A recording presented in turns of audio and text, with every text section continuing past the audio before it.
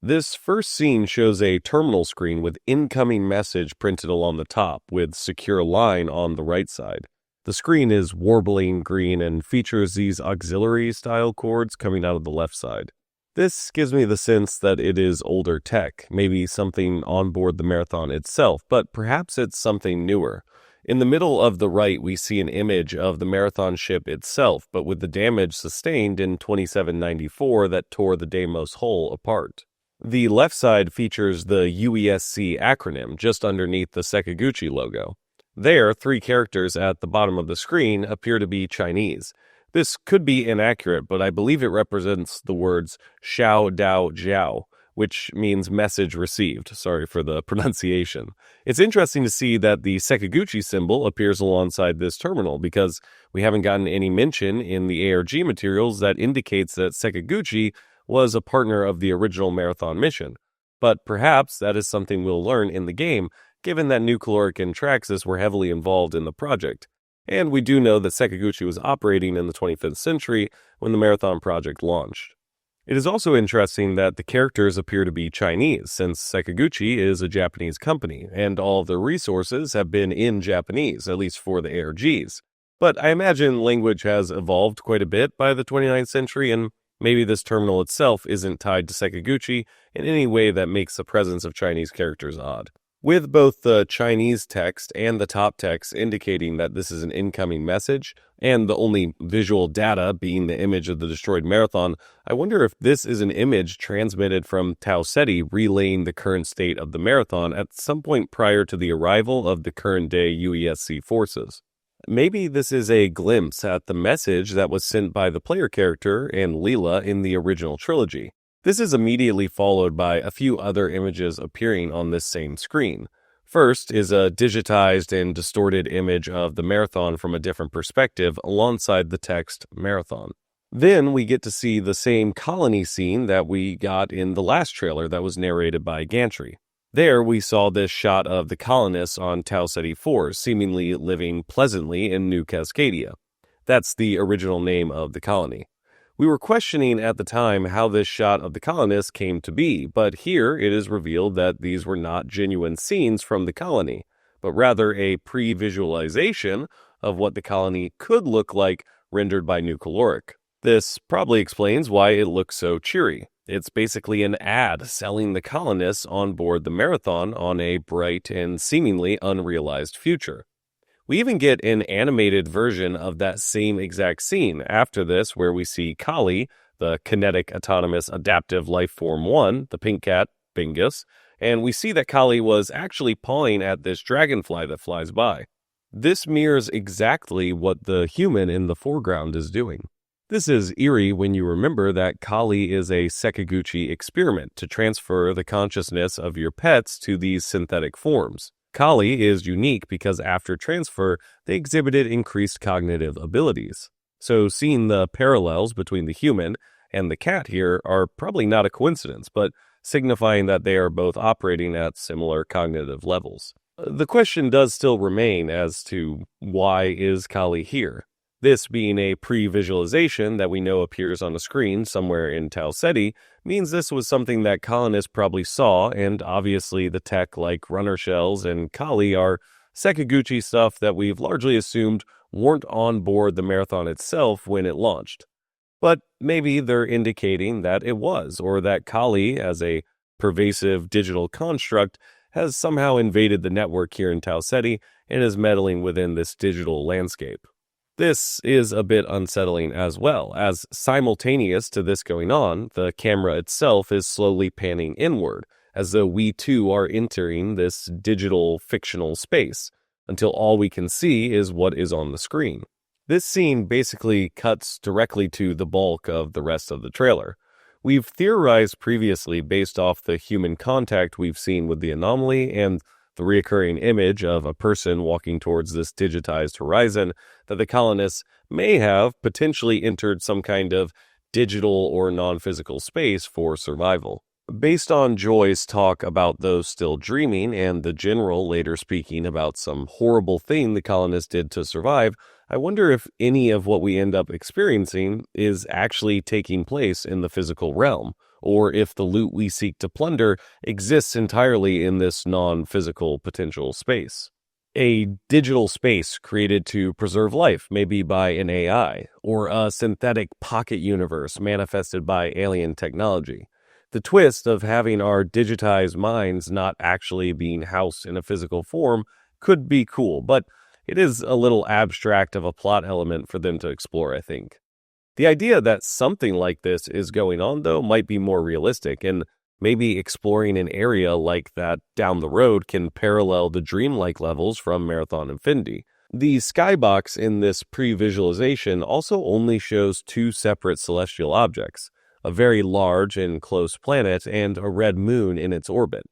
It's interesting that the translucent ring is present even in this render, since it's something we've previously speculated may be related to the anomaly based off its visual presentation.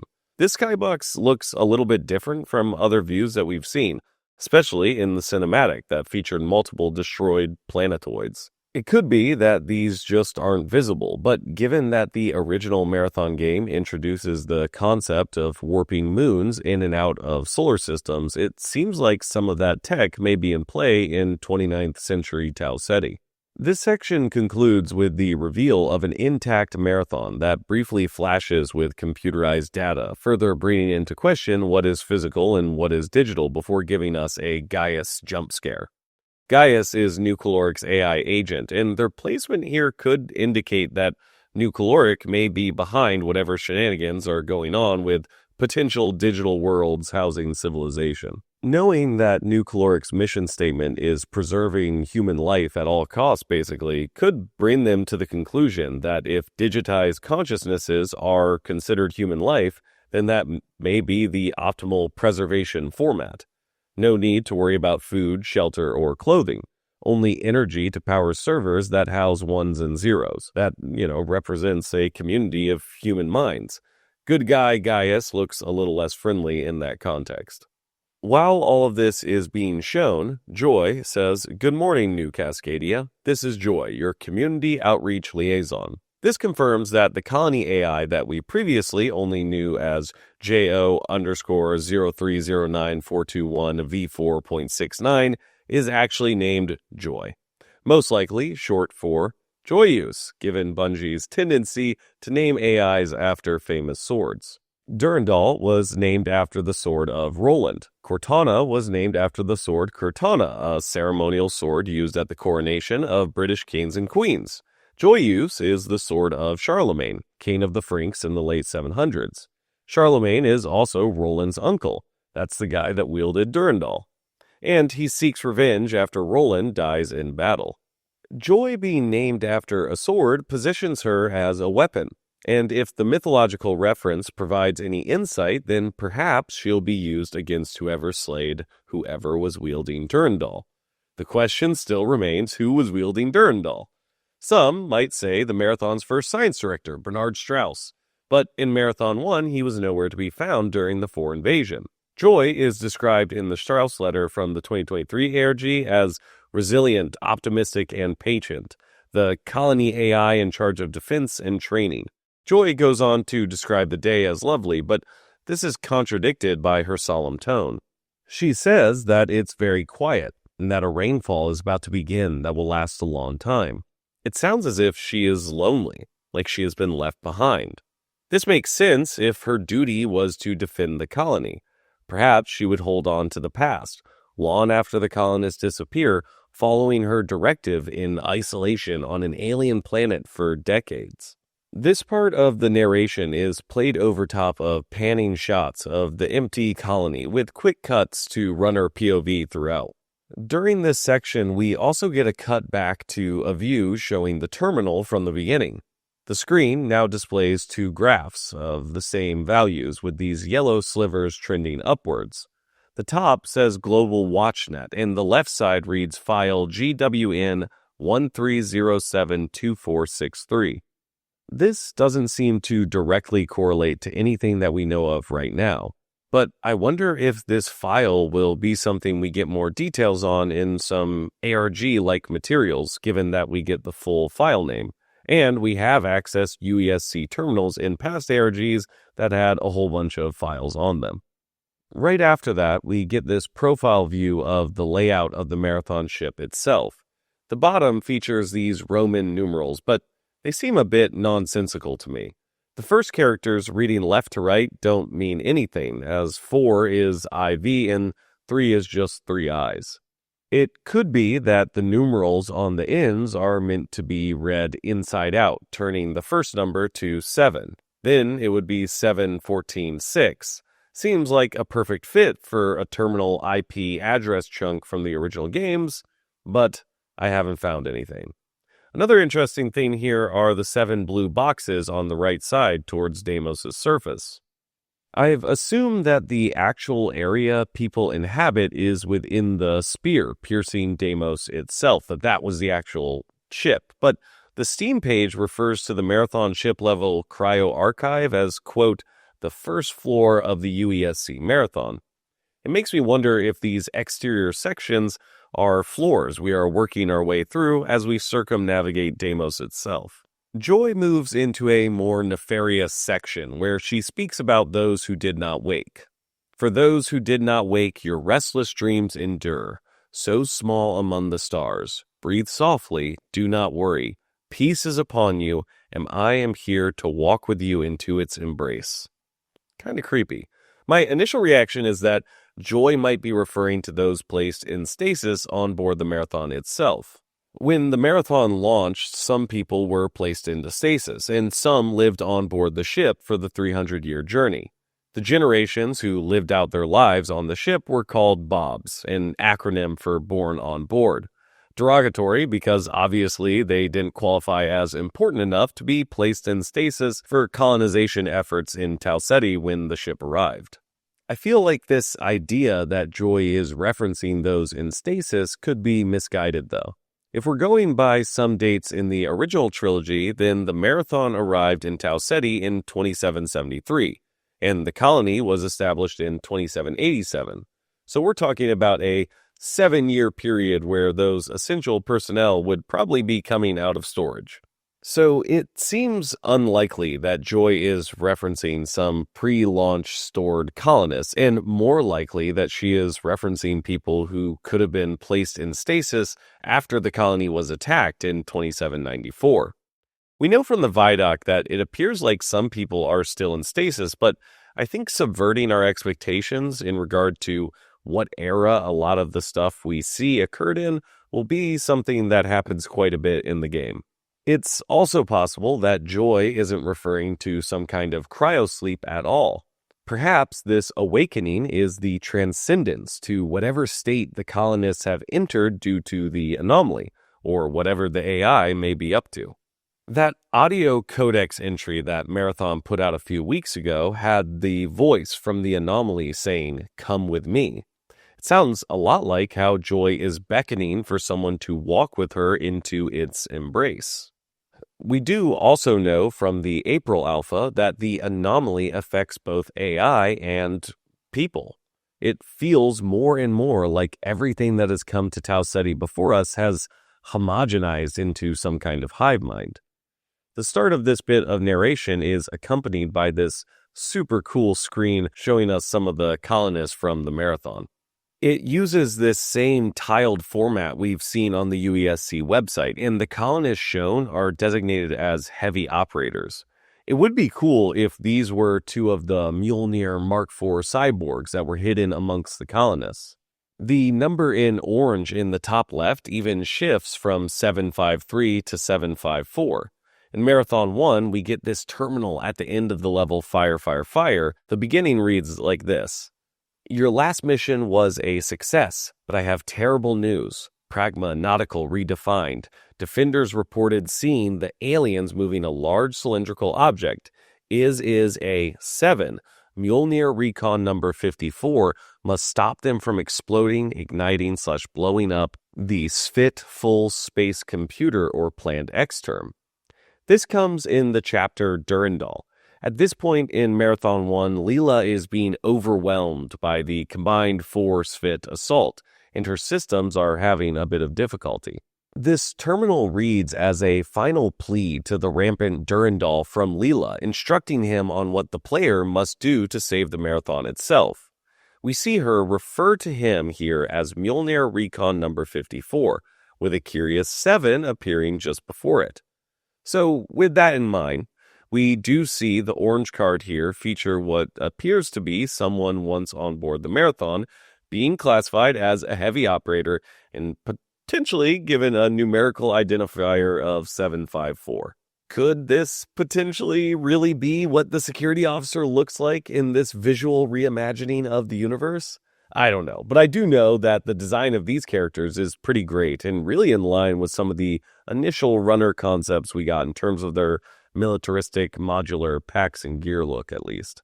The number does also continue to count upwards and goes to 755, so maybe a reference, maybe giving us some more details, maybe not. A quick shot of a dead rook gives way to what appears to be a cutscene-style rendering of colonists at the launch of the Marathon. The original Marathon logo is even featured in the bottom right here, which is super cool to see. You can also tell by the looks on their faces what their feelings about the mission may be. The adults don't seem too cheery. They know that they will live and die on this ship, while the child smiles as the realization that the rest of their life will be lived out in the hallways of this vessel hasn't probably sunk in just yet.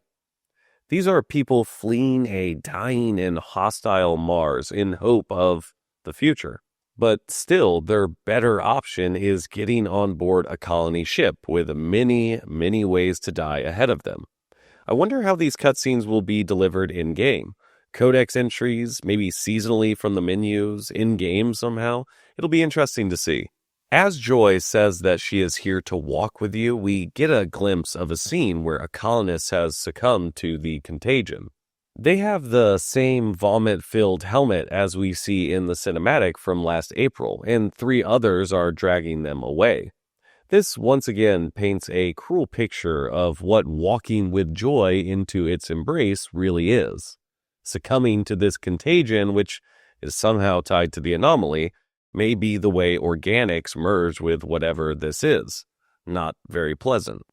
Just prior to the end of Joy's narration, we get this shot of the Marathon's flight path with text contact loss and a year of 2804 given.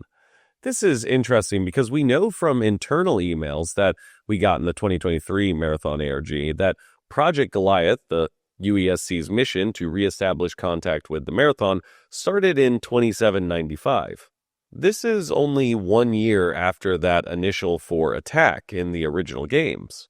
This could be revealing that the date the UESC actually lost contact with the Marathon is being presented as different to the public, or that some of the dates from the older ARG materials aren't necessarily what they're going with anymore. But with anything Marathon, you could also just say it's reality-hopping timeline shenanigans, so who knows. The Sakaguchi logo is also on this screen, which is still weird considering we haven't seen them referred to directly as collaborators in the original Marathon mission, but another thing we'll probably get context on later. Mayday, Mayday, Mayday. The second half of the narration in this trailer is from General Derek Reed. The message is a plea for help from a commanding officer within the colony. He seems to know that help is not coming, as he includes within his own Mayday message that he feels like he is praying rather than conducting genuine military strategy to receive reinforcements. He knows help is potentially centuries away. It's interesting that he calls it praying, though, because, as you know from the tagline of the game, "Escape will make me God," there is at least one rampant AI who seeks godhood. The rampant Durandal seeks out escaping the confines of his reality in the original trilogy. For those bound to mere mortal flesh, the candle will burn out, unfortunately. But not for Durandal. His cognitive processes are far less limited. As long as he can find a solution that allows his processors and computer cores to keep running past the heat death of the universe, then in Durandal's view, he can ascend to some higher status, godhood. This would be something that exists beyond the known rules of our realm. Perhaps with prayers like these being sent out into the cosmos, a god or something that thinks it is a god might listen. Maybe that's why Durandal is in Tau Ceti in 2893. Perhaps he's responding to the prayers of the colonists he once left behind. It could also be that he never left, and this positioning of the colonists, even their highest-ranking generals, as those who pray, shows that Durandal still looms above them as the one hearing those prayers. Certain sections, like him saying that he's Derek Reed, also repeat, kind of like how the message in the April Alpha that we got when interacting with the corpse that was inside the anomaly had sections also where the recording was distorted, as if time itself was warped and repeating. This repetition is immediately followed by the conclusion of the message, in which General Reed says that the colonists had to do things to survive that he never would have done otherwise, before referring to himself and the other colonists as monsters. This really makes me think that whatever is going on with the contagion and the anomaly may have been worsened or even started by the colony leadership. Back in the April Alpha, we also got audio logs from a Dr. Son who was investigating the anomaly and the contagion. And she does make a remark about how the leadership isn't listening to the scientists, despite them being brought here for their expertise. Perhaps some high-level decisions by colony leadership weren't necessarily in line with what was best for the colonists, and rather the goals of the UESC or one of the megacorp backers. I also kind of love the idea that the Marathon ship itself has this dichotomy where, on one end, it's a Star Trek-style vessel, spreading the will of humanity throughout the stars, and on the other end, it's this Vault-Tech corporate greed-run colony project entirely uninterested in morality. When General Reed says the part about them being monsters, we get some Arachne-style red visuals with a bunch of human/biomata forms on screen. This could be indicating that the Arachne origins are much closer to what is going on in Tau Ceti than we previously thought, given that all the other factions originated in Sol.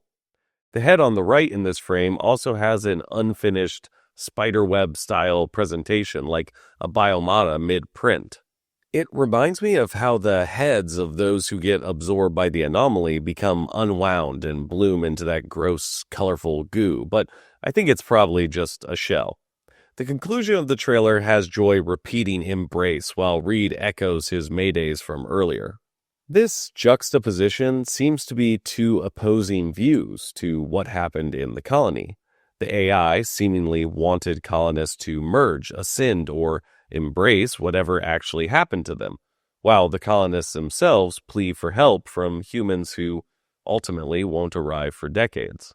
This further makes me think that whatever the colonists had to do to survive involved shedding their current physical form in some sense. Something that an ethereal AI probably wouldn't see as that big of a deal. Moving back a bit, let's take a look at a few interesting scenes from the back half of the trailer. The screen that shows a computerized image of the Marathon seems to have been hijacked by Mayday. The Mayday logos appear on the right and left, and the text "Save Deimos" is printed in the middle. The use of two fonts stacked on top of each other is rad and continues the trend of Mayday having the best style out of all the factions. This feels to me like something we would see in a Mayday zine as a recruitment tool to convince runners on Mars to head to Tau Ceti. Deimos is the stolen Martian moon, and for it to die in some alien system would represent how carelessly their lives and property have been treated by the power structures in place for the last 400 years since the Marathon's launch. This being followed immediately by the megastructure Traxxas drill reinforces the incredible power that these corporations hold. The ability to move moons followed by their ability to cut through planets themselves. We get a flash of this graffiti that says, "If you can see this, they can see you." It seems very Orwellian, which makes me think of the UESC watching all that the colonists and now the runners do in Tau Ceti. But this could also be referencing whatever the darker force is here, hiding beneath the surface that even the UESC might not fully understand. For presence, Yarrow technology, sleeping eldritch gods, something else entirely, who knows? The gameplay clips feel much more harrowing, generally, and seem to represent the mysterious tone of the game's story better than the other trailers that we've received. I particularly enjoy this brief scene, which shows a kind of transparent runner over top of a larger scene where another runner is also teleporting into the colony. I feel like whoever was editing the video was surely watching Alien Earth for this first season that just came out. That same shot of Gaius from the beginning of the trailer also pops up in the back half as well, which further makes me question what New Caloric actually knows about what happened here. Sure seems like their integration into the scientific, agricultural, and life support systems might give them a bit more insight into the current situation than what they'll reveal to runners via contracts. Right after Destroyer takes this headshot, we get that same digitized face we've seen a bunch in other materials. Putting a face to the AIs in the colony would be great for their characterization, I think, especially because all of the AI agents we interact with via contracts have their own avatars. I think this one is either Joy or Darius, but I think we'll probably figure it out for sure later on. We also get some faction intro shots at the end here, just prior to the runner shell corpses scene. They seem like a great way to show people the personality of these groups via subliminal messaging. You might not remember Sakaguchi if you're, just seeing this trailer, but you'll probably be subconsciously unsettled by this. This has probably been far too much yapping about a 2-minute trailer, but hey, that's what Marathon will do to you. If you're seeing this but aren't super familiar with Marathon and want to understand the references I made throughout the video, check out the video in the description for a guide on how I think you should approach learning the lore of Marathon. I'm sure I missed stuff or had a theory that you think is off base, so I would love to hear your thoughts in the comments. I really think about these videos as having two parts: my interpretation in the audio-visual format, and then the collective thoughts of the community that watches it. And I think to fully understand the game and its story, it takes the combined efforts of all of our brains, forming our own all-right hive mind of sorts. I appreciate you hanging out, and if you like the video, consider liking and subscribing to the channel. I really appreciate you guys. Have a good one, everybody, and I'll see you Starside.